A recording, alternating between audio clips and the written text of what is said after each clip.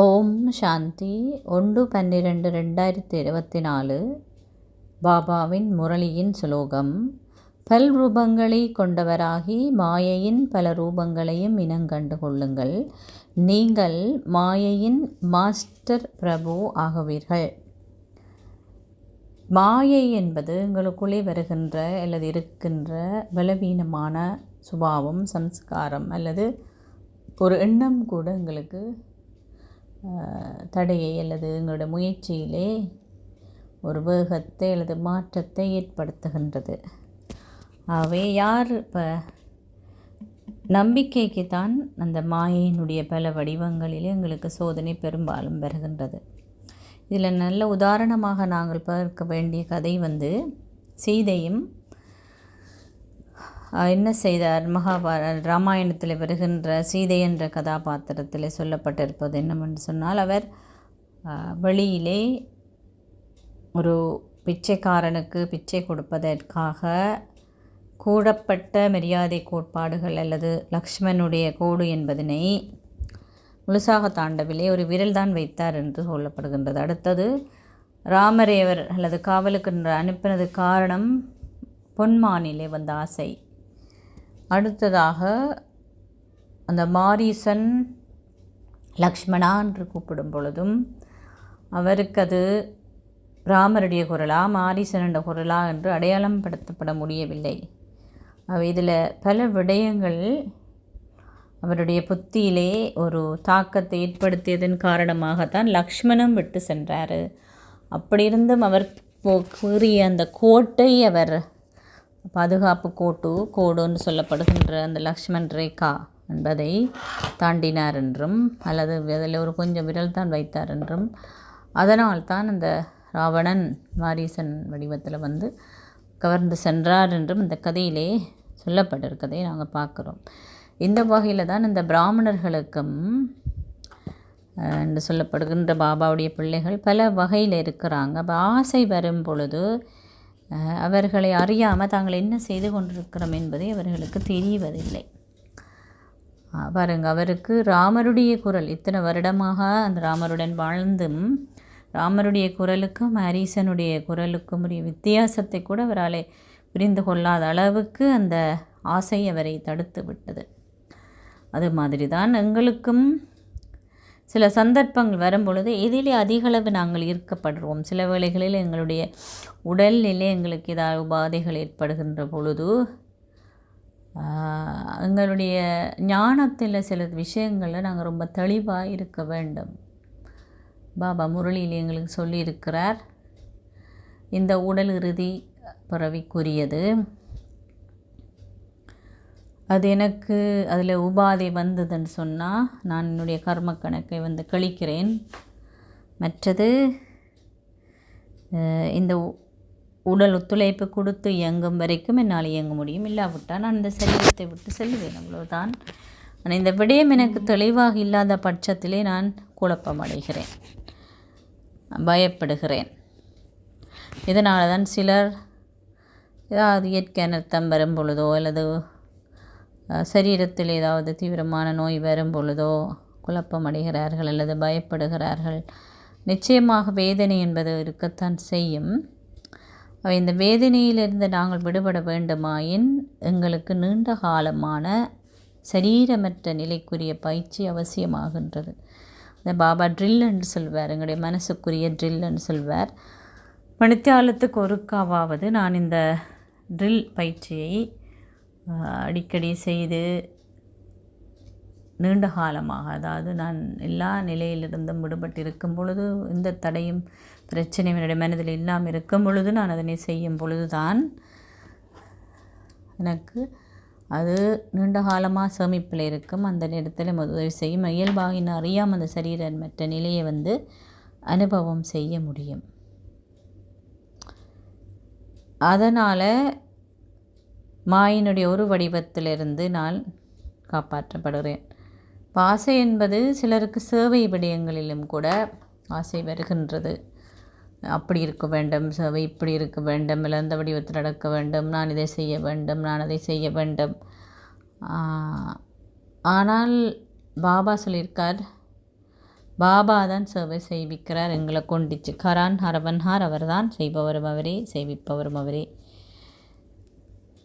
என்னால் ஏதாவது செய்ய முடிஞ்சதுன்னு சொன்னால் அவர் தான் என்னை இயக்கியது செய்விக்கிறாரு. முடியலைன்னு சொன்னால் அதுவும் நாடகத்திலே நிச்சயிக்கப்பட்ட ஒரு பாகமாக இருக்கின்றது. அவன் நாடகத்திலே வருகின்ற ஒரு சந்தர்ப்ப சூழ்நிலைகள் மற்றும் காட்சிகளை மாற்றப்பட முடியாது என்ற தெளிவான இந்த ஞானமும் எனக்கு இருக்கணும். இந்த இதிலேயும் சிலருக்கு நம்பிக்கை இல்லை அல்லது பிரச்சனை வரும்பொழுதும் மாயை வந்து வருகின்றது. அதாவது வீணான எண்ணம் வருகின்றது. இப்போ குழப்பமடைகிறார்களே, என்னால் அதை செய்ய முடியாமல் இருக்கிறது, ஏன் இவர் இப்படி செய்கிறார் அல்லது ஏன் அவர் அப்படி செய்கிறார். இந்த வீணான எண்ணம் வருவதும் எங்களுக்கு மாயனுடைய தடையாக இருக்குது. அல்லது வெளிப்புறமான சூழல் சந்தர்ப்பங்கள் எங்களுக்கு ஏற்படும் பொழுதும் தடை வருகின்றது. அப்போ நாங்கள் வெளிப்புறமான வருகின்ற சந்தர்ப்ப சூழ்நிலைகளை பற்றியெல்லாம் எங்களுடைய மனதை அதில் தங்க வைத்து கொள்ளக்கூடாது. நான் தான் மாஸ்டர் சர்வசக்திவான், எதையுமே என்னாலே வெல்ல முடியும். இப்படியான பயிற்சிகளை அடிக்கடி நான் மாஸ்டர் சர்வசக்திவான் என்று நான் 2-3 தரம் அடிக்கடி எனக்கு மனதில் நினைவில் கொண்டு வரும் பொழுது என்னை முன்னிக்கு இருக்கிற எல்லா சந்தர்ப்ப சூழ்நிலைகளையும் வைக்க முடியும். எல்லாத்துக்கும் அந்த லக்ஷ்மண் கோடு புரிய மாதிரி எப்பயுமே நான் என்ன சோதித்து கொள்ள வேண்டிய பாபாவுடைய வழிகாட்டல் என்ற கரத்தில் நான் இயங்குறேனா, அதான் லக்ஷ்மண் ரேகா மரியாதை கோட்பாட்டுக்குள்ளே நான் இருக்கிறேனா, மரியாதை கோட்பாடுகள் இருக்கிறது தெரியும், அதுக்குள்ளே நான் இருக்கிறேனா. அப்போ எனக்கு பாதுகாப்பு எப்பையும் இருக்கும், என்னை மாயையால் கவர முடியாது. மற்றது ஒரு சந்தர்ப்பம் வரும் பொழுது என்னுடைய புத்தி எங்கே செல்கின்றது, ஆரை நோக்கி செல்கின்றது, பாபாவை நோக்கி செல்லுதா இல்லை ஏதாவது மனுஷரை நோக்கி நான் நினைக்கிறேனா. அப்படி பாபா நோக்கி சென்றால் நிச்சயமாக பாபாவுடைய தொடுகை, பாபாவுடைய பாதுகாப்பு, பாபாவுடைய அன்பு மற்றும் அவர் கொடுக்கின்ற எத்தனை வகையான பராமரிப்பையும் என்னாலே உணர முடியும், அனுபவம் செய்ய முடியும். வேறு ஏதாவது சிந்தனை எனக்கு வரும் பொழுது நிச்சயமாக நான் அதில் சிக்கிக்கொள்கிறேன். அவை நான் எங்கிருந்தாலும் என்னுடைய புத்தி பாபாவுக்கு அர்ப்பணமானதாக இருந்தால் என்னால் இயல்பாகவே மாயின் வடிவத்தை இனம் கண்டு கொள்ள முடியும். அவை நான் விளங்கி கொள்ளணும், இப்படியெல்லாம் நினைக்கிறது, இப்படி நான் நம்பாறது தவறு, பாபா முரளியில் இப்படி சொல்லவில்லை, ஏன் எனக்கு இப்படி நான் எண்ணம் வருது. அதுக்கெல்லாம் அடிக்கடி நான் என்ன செய்யணுமெண்டா, என்னுடைய மனதுக்கு, புத்திக்கு, சம்ஸ்காரத்துக்கும் என்னுடைய புலனுறுப்புகளுக்கும் எதிரான நீதி சபை அல்லது நீதிமன்றத்தை நாங்கள் கூட்ட வேண்டி வரும். அடிக்கடி கூட்டி ஒவ்வொரு நாளும் அட்லீஸ்ட் மாலையில் படுக்க போக முதல் கண்டைக்கு என்னத்தை பார்த்தது, காது என்னத்தை கேட்டது, என்னுடைய மூக்கு எதை நுகர்ந்தது அல்லது வாய் என்ன விடயத்தை பேசியது அல்லது சுவைத்தது என்று நான் பார்க்கும் பொழுது இது தவறு எதுவும் செய்திருந்தால் நான் பாபாவுக்கு மன்னிப்பு கேட்குறேன். அப்படி தவறு செய்து பாபாட்ட மன்னிப்பு கேட்கும் பொழுது மாற்றத்தை என்னால் ஏற்படுத்தக்கூடியதாக இருக்கும். இல்லாட்டால் புலனுறுப்பினுடைய நான் எப்பயுமே இல்லை பரவாயில்லை சொக்கே கவனீனமாக இருந்தேன்னு சொன்னால் என்னால் இந்த மாயனுடைய இந்த ஆதிக்கத்திலிருந்து விடுபட முடியாது. அதனால் இரவு படுக்க போக முதல் நிச்சயமாக அரை மணித்தியாலமாவது பாபாவோட நான் இருந்து எல்லா விடயங்களையுமே அந்த தியானம், அதாவது இரவு தியானத்துக்கு முதல் அல்லது பாபாவுக்கு சொல்ல முதல் எல்லாத்தையும் நான் முடிச்சிடணும். அது ஃபோன் விடயமாக இருந்தால் என்ன, இல்லாவிட்டால் என்னுடைய பழைய நடந்த சம்பவங்களாக இருந்தானே எல்லா ஃபைலையும் நான் க்ளோஸ் பண்ணிவிட்டு நான் பாபாவோட இருந்து இந்த கணக்கை கொடுத்துட்டு அவருடைய மடியில் நான் நிம்மதியாக உறங்கும் பொழுது அதிகாலையும் எனக்கு நல்ல சக்தி வாய்ந்த அமிர்த வேளை தியானத்தை செய்யக்கூடியதாக இருக்கும். அப்படி செய்தால் மாயனுடைய ரூபத்தை என்னால் அடையாளம் காணக்கூடியதாக இருக்கும். பாபா சொன்னார், இன்றைக்கு அவங்க கழுத்து வரை மாயாண்ட புதைகுழிக்குள்ளே இருக்கிறாங்க. ஆனால் அவங்களால கண்டுபிடிக்க கூட முடியாமல் இருக்குண்டா அது ஒரு பெரிய பரிதாபமான நிலை. நான் இப்படி அதுக்கு சொன்னார், எல்லாத்துக்குமே குழப்பம் அடையாதீங்கோ, ஞானத்தில் நீங்கள் தெளிவாக விளங்கிக்கொள்ளுங்கோ. எல்லாத்துக்கும் ஞானத்தில் தீர்வு இருக்கிறது. பாபாவுடைய ஞானத்தில் எல்லாத்துக்குமே தீர்வு இருக்குது. தீர்வு இல்லாத எந்த ஒரு பிரச்சனையுமே இல்லை.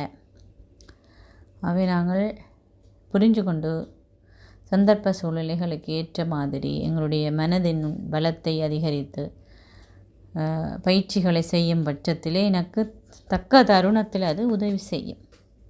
என்னை சந்தோஷமாக திருப்தியாக வச்சிருக்கிறதுக்கான எல்லா வகையான வழிமுறைகளையும் நாங்கள் பயன்படுத்தும் பொழுது மாயாட்டிருந்து பிரியாவிடை எங்களுக்கு கொடுக்க முடியும். இல்லைண்டா மாயைக்கு எங்களை எப்படி மாற்றலாம்னு தெரியும். பல பல வடிவங்களிலே அவள் வந்து கொண்டிருப்பாள். அது மனதின் மூலம், எங்களுடைய புலனுறுப்புகள் மூலம், அல்லது காசு பணம் செல்வம் என்ற விதத்தின் மூலம், ஒரு ஆரோக்கியக்கேடு என்ற மூலம், இயற்கை சூழல் அடிப்படையில் ஏதோ ஒரு வகையில் வரும். இப்போ எந்த வகையில் பலவீனமாக இருக்கணும் அல்லது எந்த பிரச்சனை அவங்களுக்கு இருக்கோ அந்த பிரச்சனைக்குரிய தீர்வை ஞானத்தின் ஆழத்துக்கு போய் அதை நாங்கள் அடிக்கடி அதை போட்டு போட்டு போட்டு போட்டு அந்த அந்த முங்கான் போட்டு கட்டடத்தை உறுதியாக்குற மாதிரி ஆத்மாக்குள் அந்த கருத்தையும் அந்த விடயங்களையும் அந்த நம்பிக்கையும் அதிகரித்து தான் அந்த வகையான மாயிலேருந்து விடுபடும். அப்போ முதல்ல நான் சோதித்து பார்க்கணும், எந்தெந்த வகையான மாயை வடிவங்களில் நான் இன்னமும் சிக்கியிருக்கிறேன்.